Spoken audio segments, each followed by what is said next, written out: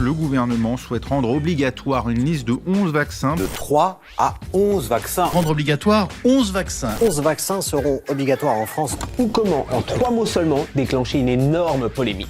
Tous les discours anti-vaccins me sont aujourd'hui insupportables. En 2015, seuls 27% des Français pensaient qu'il était plus risqué de se faire vacciner que de ne pas se faire vacciner. 2 ans plus tard, ils sont 39%.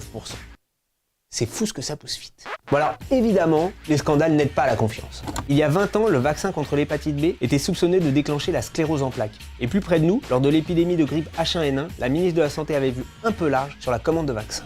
L'acquisition de vaccins à hauteur de 94 millions de doses. Les plus mesurés des anti-vaccins en appellent au principe de précaution. Ce ne sont pas les vaccins qu'ils craignent, ce sont les adjuvants. Les adjuvants, vous savez, ces additifs qu'on met dans le sérum pour activer les anticorps. Bon bah à trop forte dose, ils pourraient être dangereux pour la santé. Aucune étude ne le prouve, et dans le doute, ils préfèrent s'abstenir. C'est le principe du principe de précaution. D'autres y voient une technique des labos pharmaceutiques pour gagner encore plus d'argent. Bon alors évidemment, quand on sait que la ministre de la Santé, Agnès Buzyn, a été rémunérée pendant 14 ans par les labos, la question du conflit d'intérêts peut se poser. Tous enfin en appellent à la liberté de choix, comme c'est le cas par exemple en Suède où on peut choisir de se faire vacciner ou pas.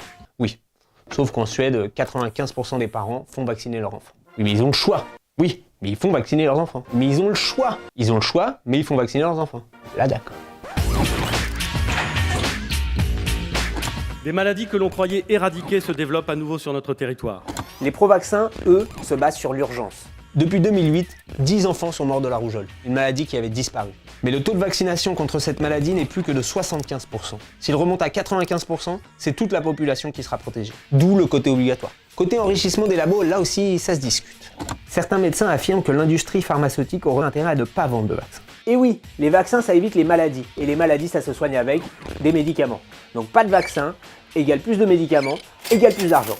Quant aux adjuvants, les pro-vaccins la jouent pragmatique. On n'a aucune preuve que l'aluminium dans les sérums est dangereux.